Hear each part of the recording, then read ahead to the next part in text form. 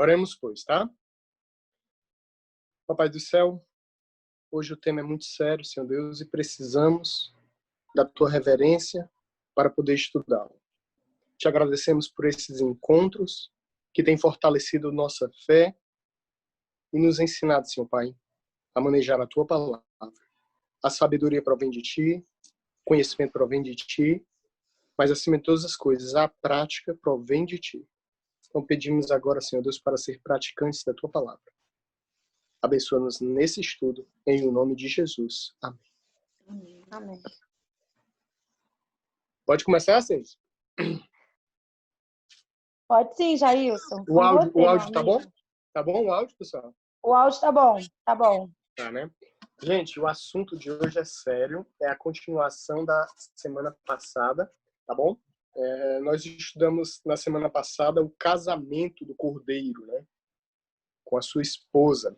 Teve algumas pessoas que me procuraram no privado, eu agradeço a todas as que procuraram, tá certo?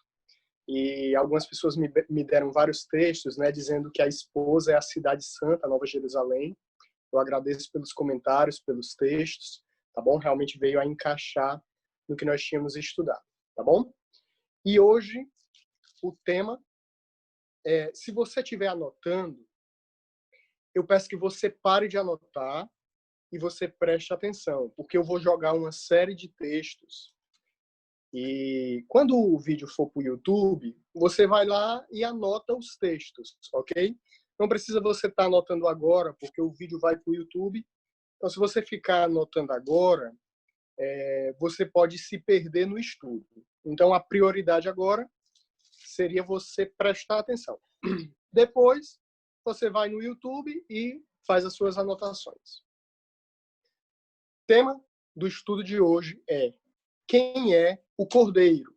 Semana passada nós estudamos quem era, vamos dizer assim, a forma de casamento, né? Entre Deus, entre o esposo e a Nova Jerusalém. E hoje nós vamos estudar quem é o Cordeiro, né? Eu queria começar com o texto de Apocalipse capítulo 19, verso 7.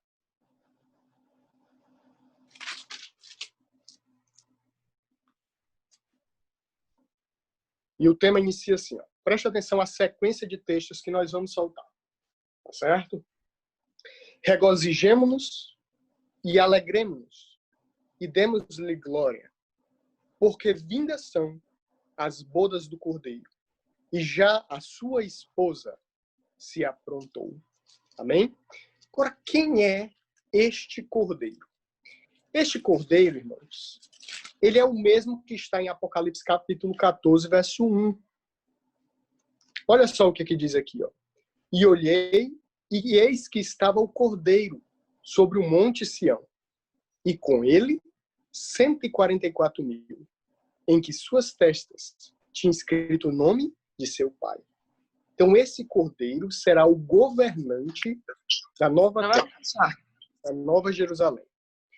Esse Cordeiro, qual é a essência desse Cordeiro? É o ponto que nós vamos estudar hoje. Abra sua Bíblia, Apocalipse capítulo 22, verso 1. Olha onde e como vai reinar esse Cordeiro. Apocalipse capítulo 22, verso 1. E mostrou-me o rio puro da água da vida, claro como cristal, que procedia do trono de Deus e do Cordeiro. Apocalipse capítulo 22, verso 3 complementa. E ali nunca mais haverá maldição contra alguém. E nela estará o trono de Deus e o do Cordeiro. E os seus servos, o servirão. Então, esse Cordeiro, Jesus, o que está com os 144.000, governante na nova terra, ele senta-se ao lado do trono de Deus e do Cordeiro. Os dois estão juntos, reinando juntos. Em um próximo estudo, nós vamos ver onde é que vai estar o Espírito Santo, mas não é o tema de hoje, tá certo? Eu queria ver algumas comparações entre as ações de Deus, o Pai, e as ações do Cordeiro, do Filho. Eu queria que você abrisse Apocalipse capítulo 22, verso 6. Olha só essas ações aqui para você entender onde é que eu quero chegar. E disse-me, Apocalipse 22, verso 6, essas palavras são fiéis e verdadeiras. E o Senhor, o Deus dos santos profetas, enviou o seu anjo para mostrar aos servos as coisas que em breve devem acontecer. Segundo esse texto de Apocalipse capítulo 22, verso 6, o Deus dos santos profetas, o Senhor, enviou o anjo. Vá lá para o verso 16 agora.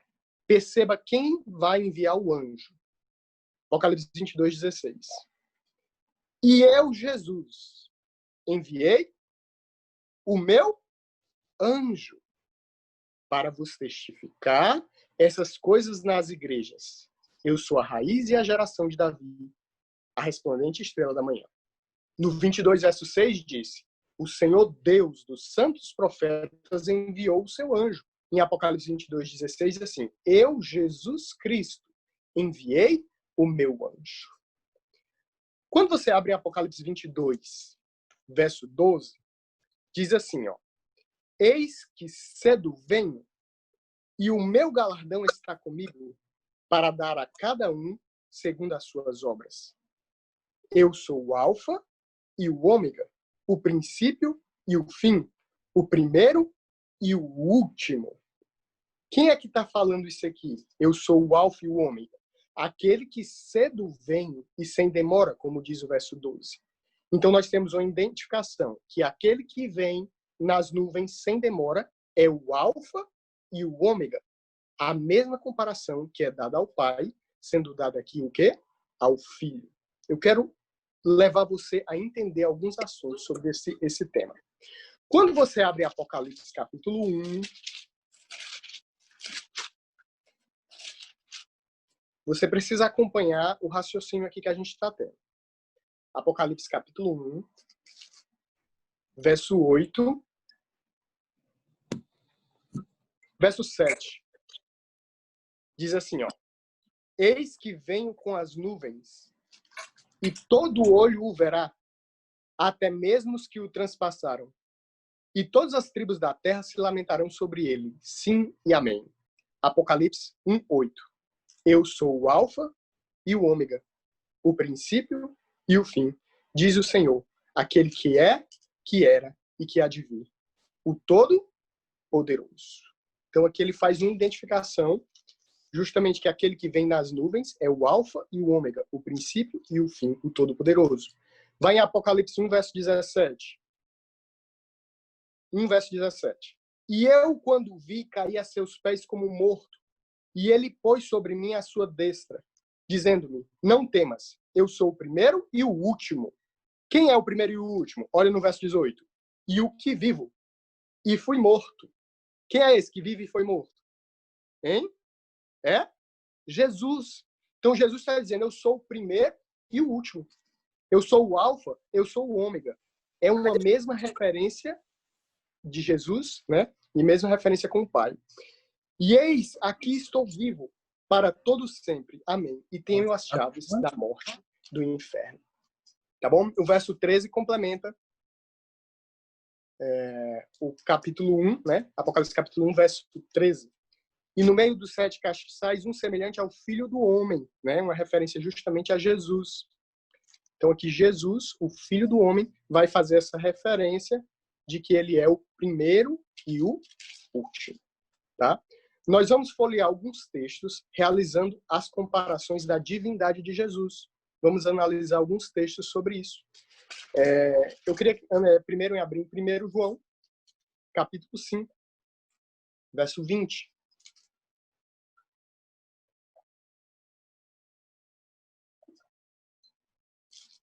Primeiro João, capítulo 5, verso 20. Amém? 1 João 5, 20. E sabemos que já o Filho de Deus é vindo e nos deu entendimento, para que conheçamos ao verdadeiro. E no que é verdadeiro, estamos isto. Em seu Filho Jesus Cristo. Esse é o verdadeiro Deus e a vida eterna. Filhinhos, guardai-vos dos ídolos. Amém. Então ele faz uma referência de Jesus, filho, como sendo o quê? O verdadeiro Deus. Vamos para Pedro. 1 Pedro. 1 Pedro, capítulo 1.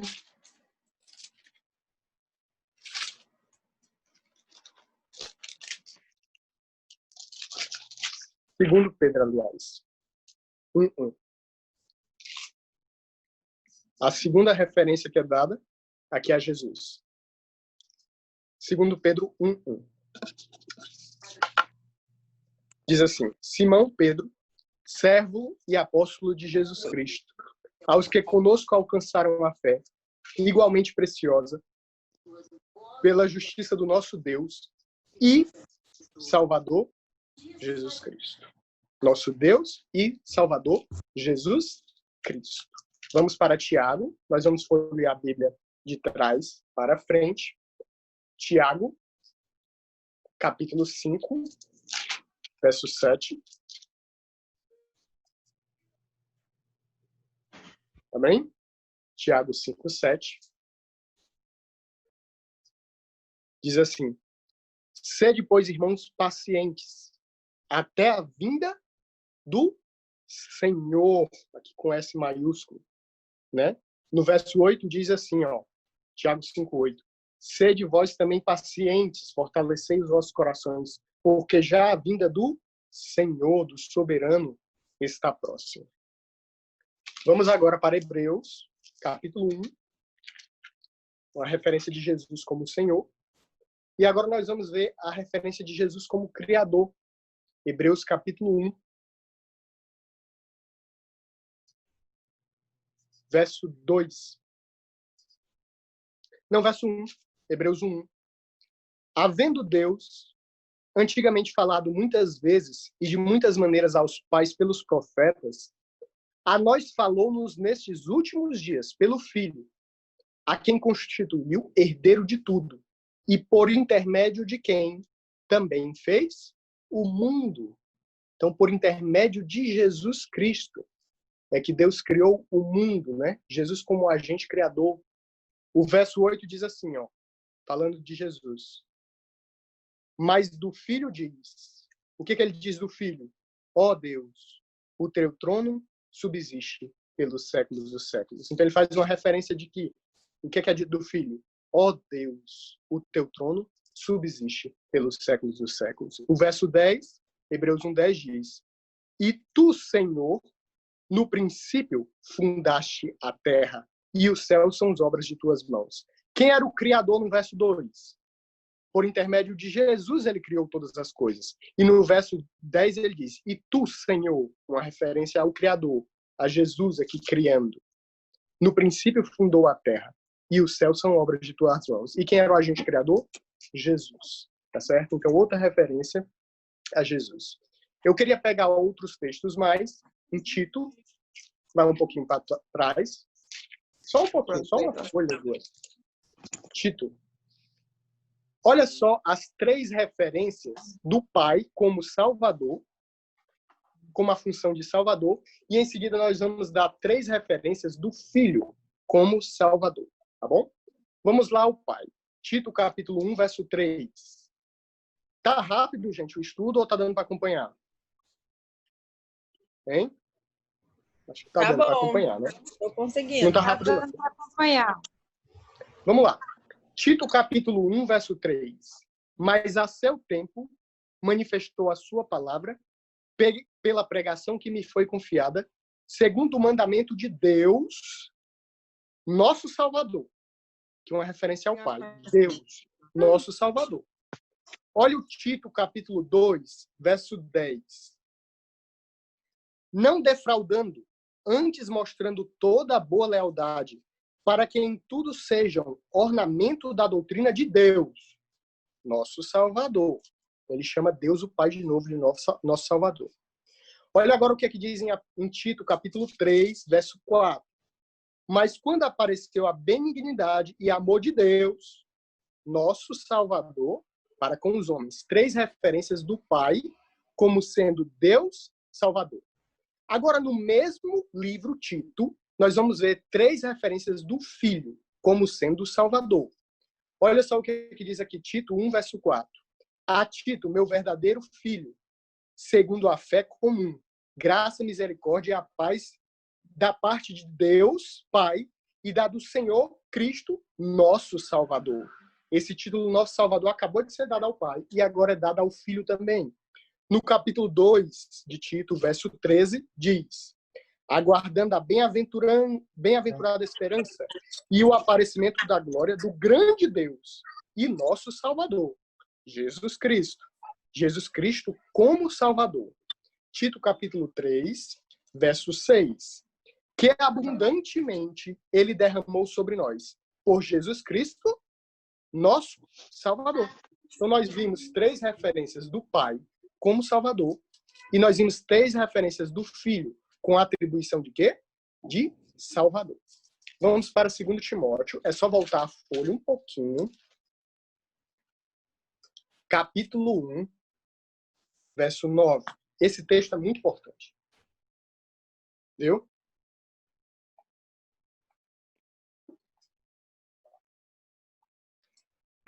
Falando do Filho. Timóteo? 2 Timóteo? 2 Timóteo 1, 9.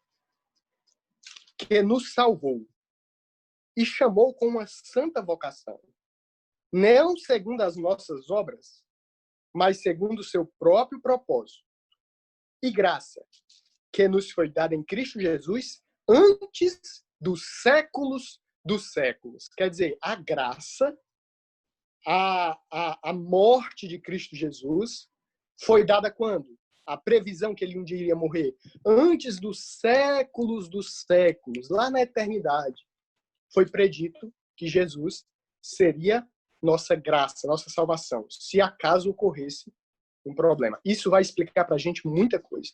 Eu peço que você memorize esse texto. A gente vai usar em outra oportunidade. Esse texto é muito importante.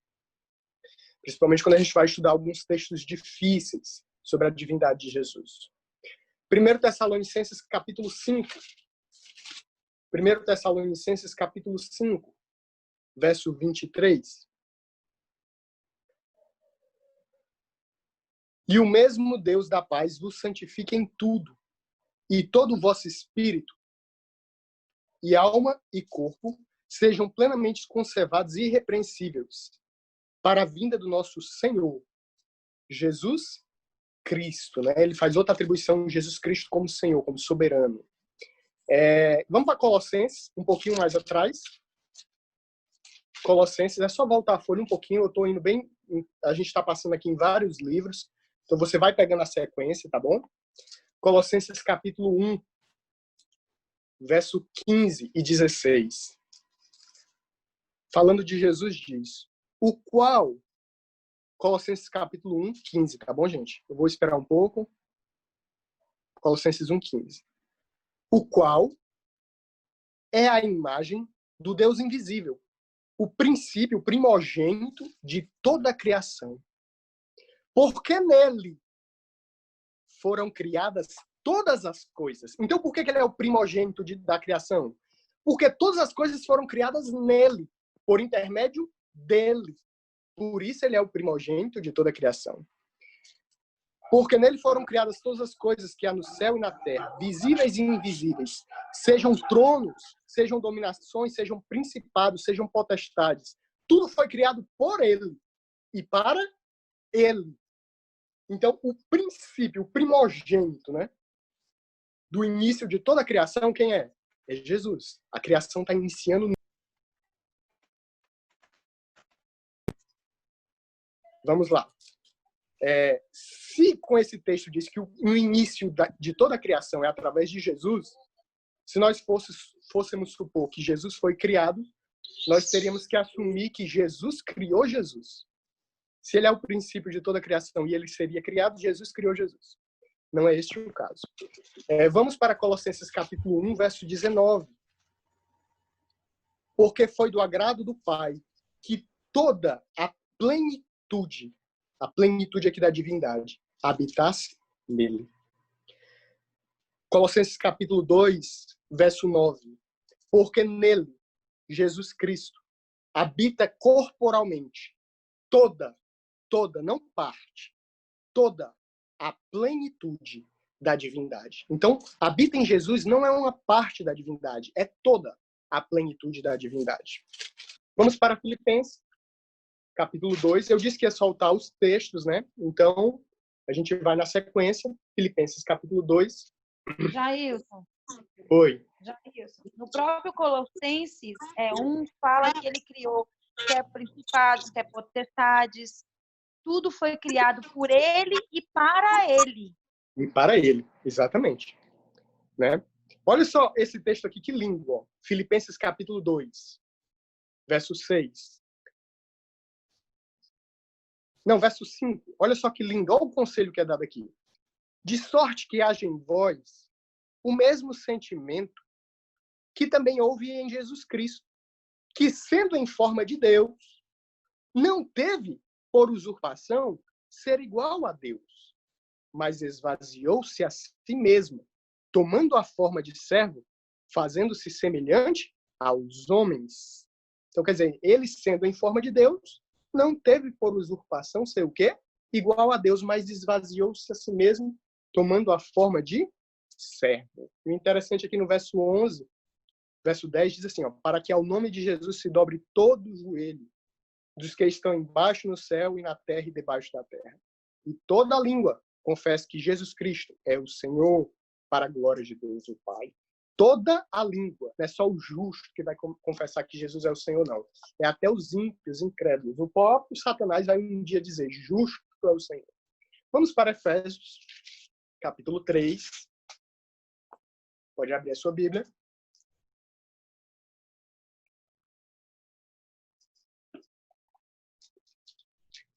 Efésios, capítulo 3, verso 9. Efésios, capítulo 3, verso 9. E demonstrar a todos qual seja a comunhão do mistério que desde os séculos esteve oculto em Deus, que tudo criou por meio de Jesus Cristo. Então, Jesus Cristo que é o agente criador. Deus tudo criou por meio de Jesus Cristo. Então, se Jesus foi criado, nós teríamos que assumir que Jesus criou Jesus, já que tudo foi criado por intermédio dele, e não é este o caso. Vamos para mais um texto. Está em Efésios, capítulo 3, verso 10. Para que agora, pela igreja, a multiforme sabedoria de Deus seja conhecida dos principados e potestades do céu, né? Através da criação de Jesus Cristo, seja conhecida a imensa sabedoria de Deus. Vamos para Gálatas, capítulo 1. Gálatas, capítulo 1, verso 15.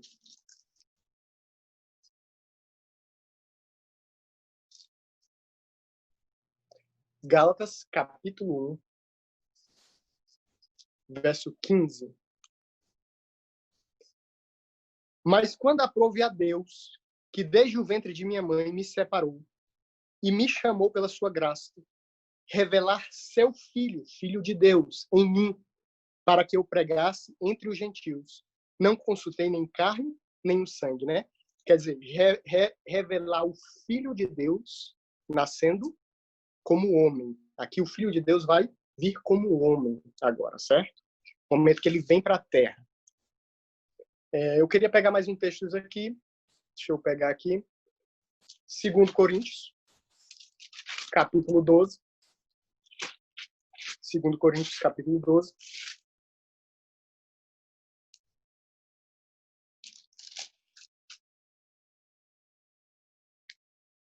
Tem aqui. Pronto, tá certo. 2 Coríntios, capítulo 12, é porque teve dois aqui que eu anotei errado.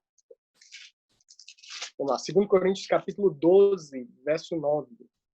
E disse-me, a minha graça te basta, porque o meu poder se aperfeiçoa na fraqueza. De boa vontade, pois me gloriarei nas minhas fraquezas, para que em mim habite o poder de Cristo. Quer dizer, em Paulo ia habitar o quê? O poder de Cristo. Em Paulo ia habitar o poder de Cristo. E Paulo, falando sobre o poder, né, que ele ia ter, olha o que ele diz em Romanos 1,16. Nele habita quem? O poder de Cristo. 2 Coríntios 12, 9. E olha o que diz em Romanos 1,16. Porque não me envergonho do evangelho de Cristo, pois é o quê? O poder de Deus. Então, 2 Coríntios 12:9 diz: em mim habita o poder de Cristo. Em Romanos 1:16, em mim habita o quê? O poder de Deus. Então, uma referência aqui justamente a o poder de Cristo e poder de Deus. Vamos lá para o livro de João.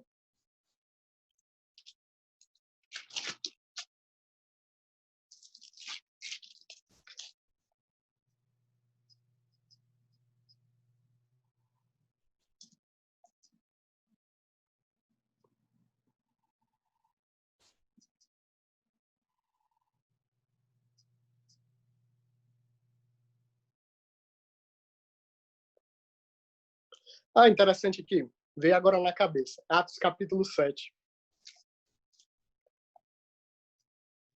Exatamente. Atos capítulo 7. Verso 59. Quando Estevão está morrendo, né? Atos 7:59.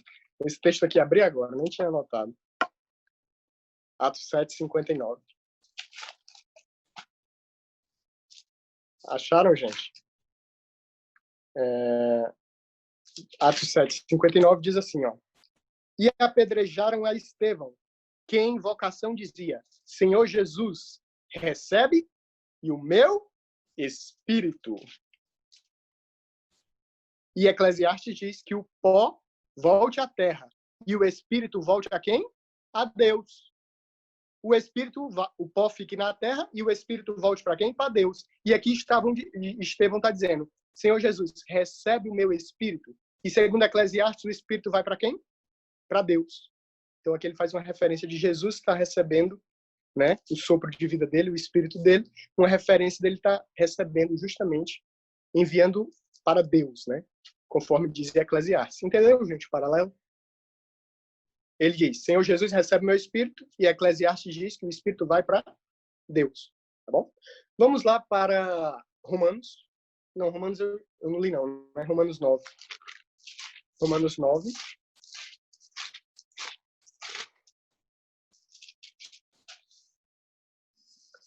Verso 5. Romanos 9, 5. Dos quais são os pais, e dos quais é Cristo segundo a carne, o qual é sobre todos, Deus bendito, eternamente. Amém. Uma referência justamente a Jesus como Deus bendito. Tá bom? João capítulo 20, esse texto é clássico, todo mundo conhece, Tomé. João capítulo 20.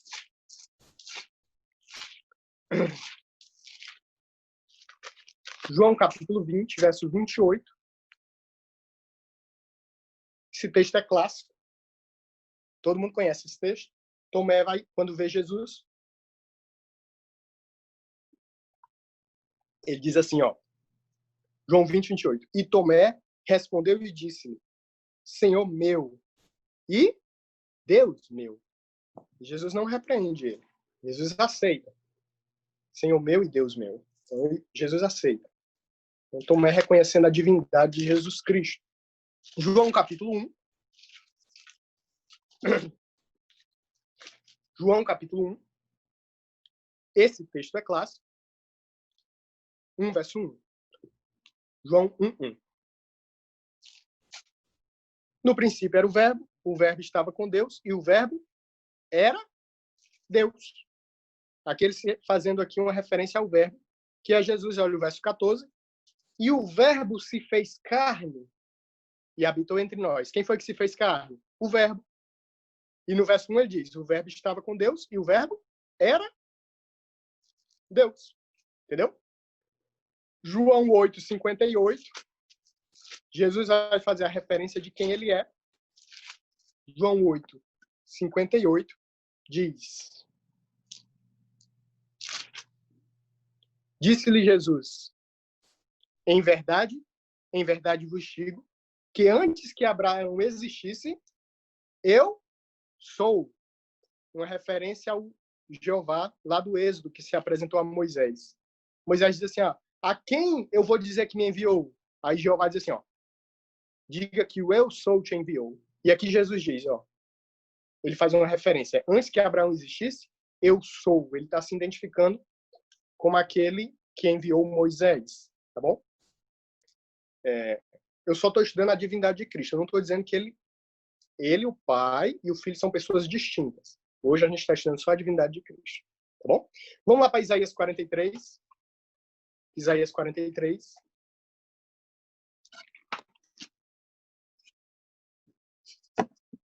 Isaías 43.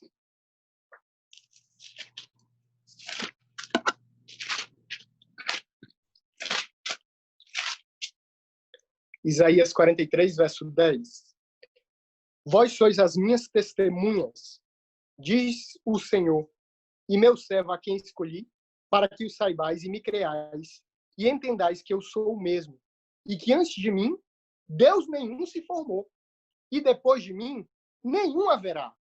Eu sou o Senhor, e fora de mim não há o quê? Salvador. Então não existe Deus feito na frente, Deus feito atrás. Deus é um. Ai, como é a composição de Deus?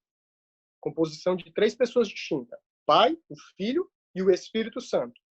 Ai, como é que pode isso?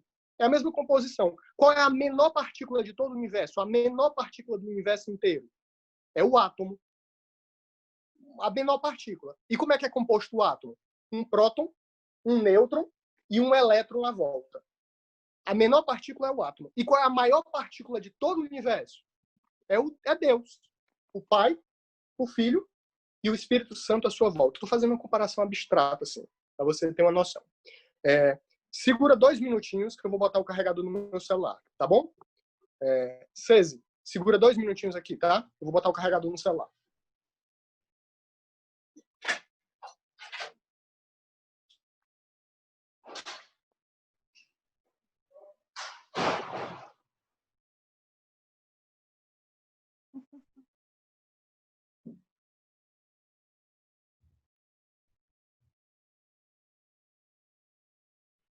Segura 2 minutinhos que eu vou pegar um lanchinho da...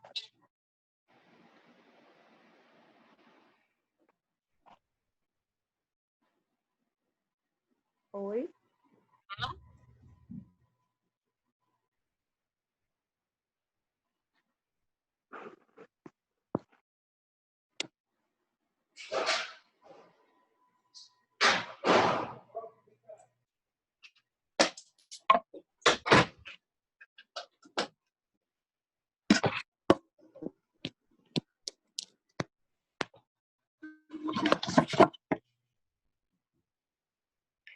Desculpa, gente.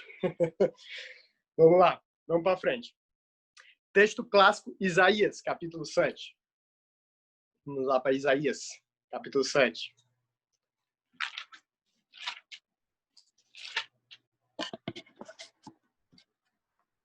Pegou aí, Isaías? Deixa eu botar aqui. Isaías, capítulo 7. Verso 14. Portanto, o mesmo Senhor vos dará um sinal, e eis que a virgem conceberá e dará à luz um filho, e chamará o seu nome o quê? Emanuel, que quer dizer o quê? Deus conosco. Emanuel, Deus conosco. Esse texto é muito importante, Isaías 9:6. Olha que texto lindo. Porque um menino nos nasceu, um filho se nos deu, o principado está sobre os seus ombros, e será chamado maravilhoso, conselheiro, Deus forte, Pai da eternidade, príncipe da paz. Então ele diz assim, ó, esse menino que vai nascer, que é o Messias, ele é o quê? Deus forte, Pai da eternidade, e é o príncipe da paz. Olha que texto lindo, fazendo uma referência da divindade de Jesus Cristo, certo? Miqueias capítulo 5. Miqueias capítulo 5.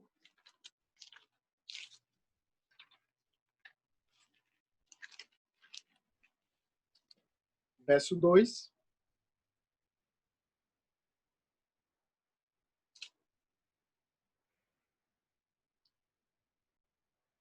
E tu, Belém, onde nasceu o Salvador, de Efrata, posto que pequena entre os milhares de Judá, de ti, de Belém, me sairá o que há de governar em Israel, cujas saídas são desde os tempos antigos, desde os dias da eternidade. Então, a decisão da cidade onde Jesus ia nascer foi tomada quando? Desde a eternidade. Já estava previsto que, se tivesse um problema na criação, Jesus nasceria em Belém para poder nos salvar, nos redimir. Tá bom? Vamos lá para Juízes. Olha esse texto clássico. Quando o anjo do Senhor... Juízes.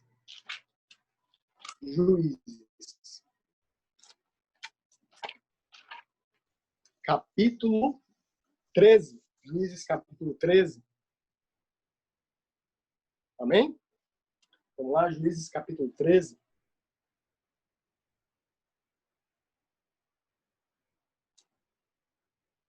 Verso 3. E o anjo do Senhor apareceu a esta mulher e disse-lhe: eis que agora é estéril e nunca tens concebido, porém conceberás e terás um filho. O anjo do Senhor apareceu e disse: ó, para a esposa de Manoá, você vai ter um filho. Aí, olha só o que diz lá no verso 18. Quando ela pergunta: qual é o teu nome? Aí diz assim, ó: e o anjo do Senhor lhe disse: por que perguntas assim pelo meu nome? Visto que é o quê? Maravilhoso. Lembra que nós acabamos de ler em Isaías 9? Seu nome será maravilhoso, conselheiro, pai da eternidade, príncipe da paz. O anjo do Senhor, quando perguntava qual é o teu nome, ele diz o quê? Meu nome é o quê? Maravilhoso. A mesma expressão de Isaías 9:6. Aí é o que é que ela vai entender aqui. Ela vai fazer um sacrifício de adoração e esse anjo vai aceitar o sacrifício de adoração, né? Adoração que só pertence a Deus, esse anjo vai aceitar. Aí o que é que ela conclui, já que ele aceitou a adoração? Juízes 13:22. E disse Manoá à sua mulher: certamente morreremos, porquanto temos visto a Deus. E se ele estivesse adorando uma criatura que não merecesse adoração, isso aqui ele já teria sido fulminado, praticar idolatria. Então ele diz assim, ó: certamente morreremos porque vimos o quê? A Deus. Tá certo? Vamos lá. Eu queria só ler alguns textos do Espírito de Profecia, tá bom? O primeiro texto, a filhota chegou aqui. O primeiro texto está em Mensagens Escolhidas, volume 1, página 247, o terceiro parágrafo. E diz assim, ó: Cristo é incriado, não originado, eterno, com o eterno Deus. Viram o que diz em Mensagem Escolhida? Cristo é incriado. Tá certo? Vai, tá bom. Vai. Pronto. Cristo é incriado. No Desejar Tuas Ações, página 24, no quarto parágrafo, diz que Jesus é o Pai da eternidade. Ele é o Eu Sou. No Parábolas de Jesus, na página 115, parágrafo 1, diz que em Jesus habitava a plenitude da divindade, totalmente. Mensagens Escolhidas, volume 1, página 247, terceiro parágrafo, diz que Jesus é Deus, essencialmente, e no mais alto sentido. Atos dos Apóstolos, página 333, terceiro parágrafo, diz que Jesus é igual a Deus. Mensagens aos Jovens, também diz isso, né? Na Mensagens aos Jovens, página 255, terceiro parágrafo. Patriarcas e Profetas, na página 34, primeiro parágrafo, diz que Jesus é igual ao Pai. Então, nós vemos aqui várias mensagens do Espírito de Profecia, falando justamente do atributo de Jesus Cristo sendo Deus. Vamos lá para Êxodo, capítulo 3.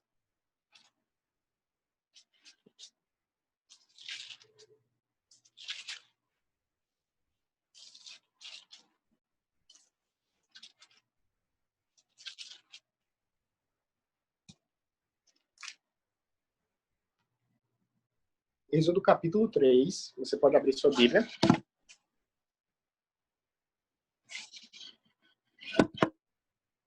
Êxodo capítulo 3, verso 2, e diz assim: E apareceu-lhe o anjo do Senhor em uma chama de fogo, do meio de uma sarça.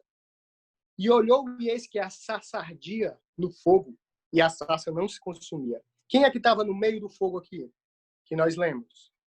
É o anjo do Senhor, né? Nós acabamos de ler que quem estava aqui era o anjo do Senhor, é o que está escrito. Olha só o que diz o verso 4. E vendo o Senhor que Moisés se virava para ver, bradou a Deus a ele do meio da sarça. No verso 2, quem é que estava no meio da sarça? O anjo do Senhor. No verso 4, quem é que brada do meio da sarça? Deus. Entendeu? No verso 2, o anjo do Senhor está no meio.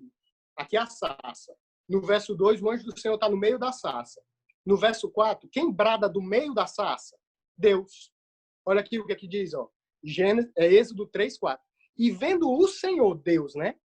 Que Moisés se virava para ver, bradou Deus a Moisés do meio da sarça. Quem é que estava no meio da sarça? O anjo do Senhor. Entendeu, gente? No verso 2, o anjo do Senhor está no meio da sarça. No verso 4, o Deus brada do meio da sarça. É como eu estou no meio desse quarto. E se eu falar, quem foi que falou do meio do quarto? Eu. Então ele faz uma referência de Deus bradando do meio da sarça. Tá certo? Ah, Jailson, mas e tem alguns textos que parecem confusos quanto a esse assunto. Especial Provérbios, capítulo 8. Aqui, aparentemente, falando da sabedoria, está falando de Jesus.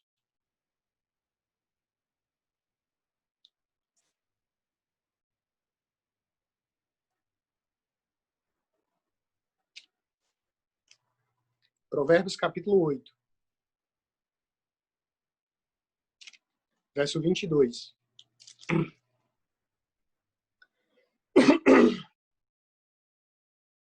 Amém?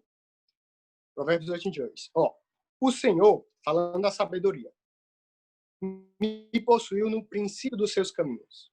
Desde então, e antes das suas obras. Então, antes de qualquer criação, o Senhor já estava com ele, com a sabedoria, que é Deus. Verso 23. Desde a eternidade fui ungida. Não precisa abrir. Em Atos 10, 38, diz que Jesus foi ungido. Está dizendo, desde a eternidade, a sabedoria foi ungida, né? Foi determinada, foi separada. Desde o princípio, antes do começo da terra, antes do começo de tudo, quando ainda não havia abismos, fui gerada. Então, antes de o abismo, Gênesis 1:1 diz que no princípio criou Deus os céus e a terra, porém, era sem forma e vazia, havia trevas sobre a face do abismo, aquele planeta sem forma. Antes de que houvesse abismo, antes que houvesse planetas, a sabedoria, aqui uma referência a Jesus, já existia. E ele ser ungido já existia. Verso 25. Antes que os montes se houvessem assentado, e antes do outeiro, ela foi gerada, foi ungida, foi designada. Ainda ele não tinha feito a terra, nem os campos, nem o princípio do pó do mundo. Quando ele preparava os céus, ali estava eu, a sabedoria, Jesus. Irmãos, Deus é amor. E como amor, Deus nunca coexistiu sozinho. Ele sempre existiu na essência do Pai, do Filho e do Espírito Santo à sua volta. Mas um dia Deus tomou a decisão de criar. E Deus tomou a decisão de criar anjos. Mas ao criar anjos, Deus corria o risco de um dia esses anjos se revoltarem. E um deles se revoltou. Foi justamente o que aconteceu. Então, lá na eternidade, antes de Deus criar todas as coisas, foi designado a função que cada um exerceria. E foi designado que a função de Jesus Cristo seria justamente o parecer-se com suas criaturas. Ele existia mas ele foi designado, antes da criação de todas as coisas, a aparecer com suas criaturas. Porque Deus é santo e as criaturas não poderiam contemplar de imediato a santidade de Deus sem perecer. E lá na eternidade, no princípio do passado, antes da criação de tudo, foi designado que Cristo seria justamente esse anjo. É por isso que Satanás vai ficar inveja de Jesus. Porque Satanás diz assim, ora, Lúcifer, né? Se ele é anjo, Jesus, e participa dos conselhos de Deus, por que ele, Satanás, não participaria? E ele cria a inveja de Jesus. Por que Jesus participava dos conselhos ou não? Jesus participava dos conselhos porque ele tinha a mesma essência que o Pai. E a inveja de Lúcifer foi justamente essa, de querer ser igual a Jesus e participar dos conselhos do Pai. Então aqui diz que lá na eternidade, antes de Deus criar cada coisa, eles, Pai, o Filho e o Espírito Santo, se uniram e decidiram. Jesus, você vai ser o anjo do Senhor, que você vai ser a forma como nós vamos aparecer para as criaturas. E se der algum problema, o resgate também será você.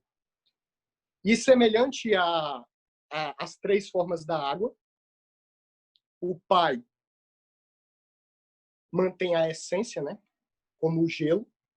O Filho, a água. Se você botar água num balde, ela vira um balde. Se você botar água numa bacia, ela vira uma bacia. Então, Jesus ele assume a função de quê?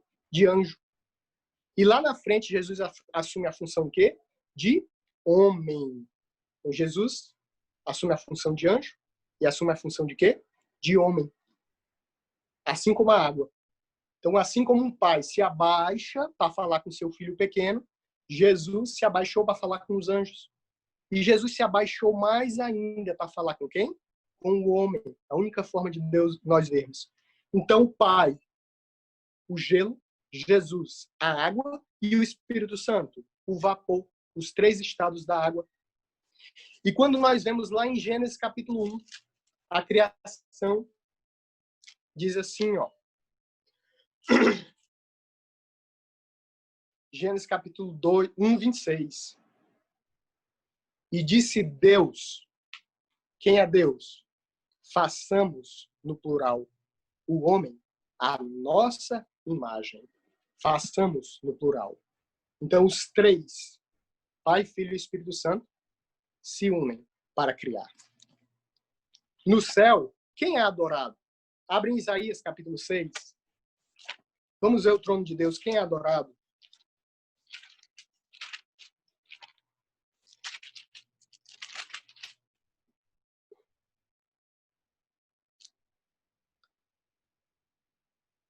Isaías capítulo. Olha só quem é adorado no céu. Isaías 6, verso 3. E clamavam uns aos outros, dizendo: Santo, Santo, Santo é o Senhor dos Exércitos. É Deus. Quantas vezes ele diz santo para Deus? 3 vezes. Santo, santo, santo. E esse é o maior atributo de Deus. É a santidade. Tá certo? Olha só o que diz o verso 8. Isaías 6, 8. Depois disto, ouvi a voz do Senhor, que dizia: a quem enviarei? E quem há de ir por? Nós, no plural. Quem há de ir por? Nós. Santo, santo, santo. 3 vezes santo. Atributo. Deus é amor. Quando diz Deus é amor, só diz uma vez. Deus é amor. Quando diz Deus é santo, diz Deus é santo, santo, santo. E aqui nessa visão, os querubins, os serafins que estão lá, eles cobrem o rosto, cobrem os pés, têm 6 asas, e com 2 eles voam. Sabe por que isso, irmãos? O serafim mais santo, você pega o serafim mais santo, mais puro, mais perfeito, mais santo. Ele comparado a Deus, irmãos, é nada. É um germe, nada. O serafim mais santo, quando se compara a Deus. Os ímpios, quando Jesus estiver voltando em glória, vão querer morrer, vão querer que as pedras que caiam nele, não é porque eles estão com medo de morrer, não. Porque eles estão querendo morrer. Ai, cai pedra sobre nós. A vontade de eles morrerem quando Jesus voltar, irmãos, é porque eles vão entrar na santidade de Deus sendo pecadores. Ai, isso é doloroso. Isso é doloroso.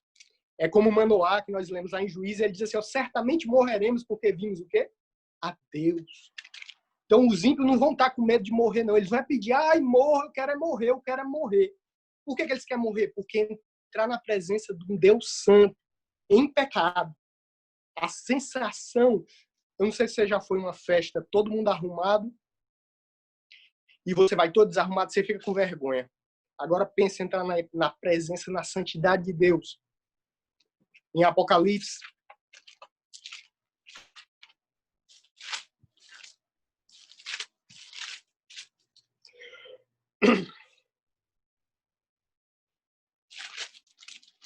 capítulo 4. Apocalipse, capítulo 4, verso 8.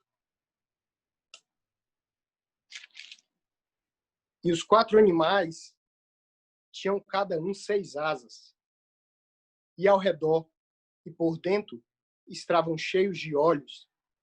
E não descansam nem de dia nem de noite, dizendo, Santo, Santo, Santo é o Senhor Deus, o Todo-Poderoso. Quem é ele? Aquele que era. Aquele que é. E aquele o quê?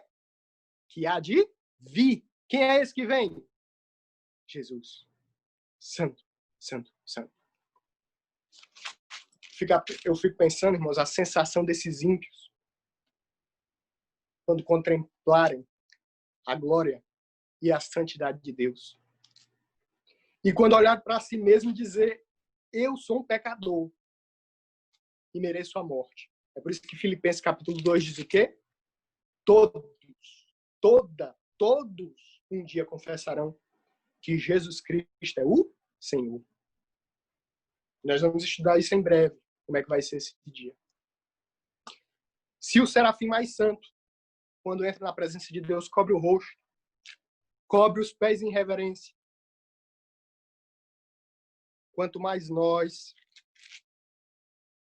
humildes pecadores, terrenos, homens, não temos que ter reverência quando entramos na presença de Deus, quando entramos na santidade do Senhor. O propósito que Deus nos chamou, irmãos, é um propósito santo, puro. E essa semana eu estudando um livro, Testemunho para a Igreja, volume 9, eu fiquei impressionado, voltando o gancho para a semana passada, os 3 motivos que as pessoas não vão para o casamento. Testemunhos para a Igreja, volume 9, na página 25, diz, no 3º parágrafo, preste atenção, esse texto me tocou muito essa semana. Meus irmãos, vocês não podem correr o risco de sepultar-se, de enterrar-se em empresas ou interesses mundanos. Não podem, de forma alguma, negligenciar a comissão que o Salvador lhes deu. Ele está dizendo assim, ó, você não pode se dedicar mais ao trabalho, mais à faculdade, mais ao estudo, mais ao namoro. Você não pode sepultar-se nisso e deixar de lado a comissão de salvação que o Senhor nos preparou. Quando você lida com o trabalho, com o estudo, você está lidando com coisas da terra. São conquistas terrestres. Mas quando você lida com a salvação de almas, você está lidando com coisas sérias. E é com o reino de Deus. Hoje, no estudo de hoje, nós conhecemos quem é o Cordeiro de Deus. E ele é santo. Então tenhamos reverência quando orarmos. Tenhamos reverência quando nos dirigirmos a ele. Tenhamos sinceridade do coração. Porque ele é santo, santo, santo. E ele é Deus, no mais alto e pleno sentido da palavra. quer que Deus habite em sua casa. Esse mesmo Deus é o Deus que virou homem. É o Deus que no caminho de Emaús encontra aqueles dois servos de Deus e entra dentro da casa deles. Aquela casa era uma casa pobre. Talvez não tivesse reboco. Talvez não tivesse luz. Não tinha luz, né?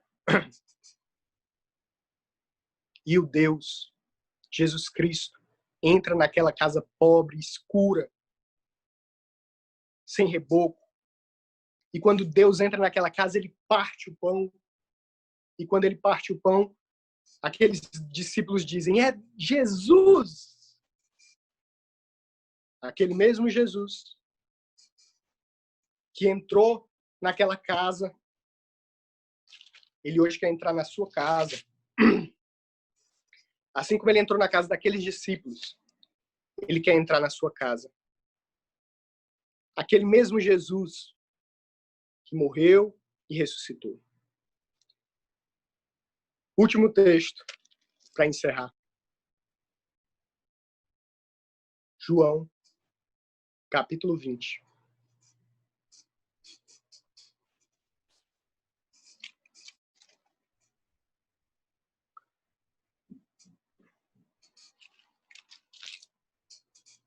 João, capítulo 20. Verso 4. Após a ressurreição de Jesus. E os dois corriam juntos. Mas o outro discípulo correu mais apressadamente do que Pedro e chegou primeiro ao sepulcro, onde Jesus havia sido enterrado. E abaixando-se, viu no chão os lençóis, todavia não entrou no sepulcro. Chegou, pois, Simão Pedro, que o seguia, e entrou no sepulcro. E viu no chão os lençóis. E que o lenço, que tinha estado sobre a cabeça de Jesus, não estava com os lençóis, mas dobrado, enrolado, em lugar à parte. Irmãos, sabe quem foi que dobrou esse lençol aqui? Foi Jesus.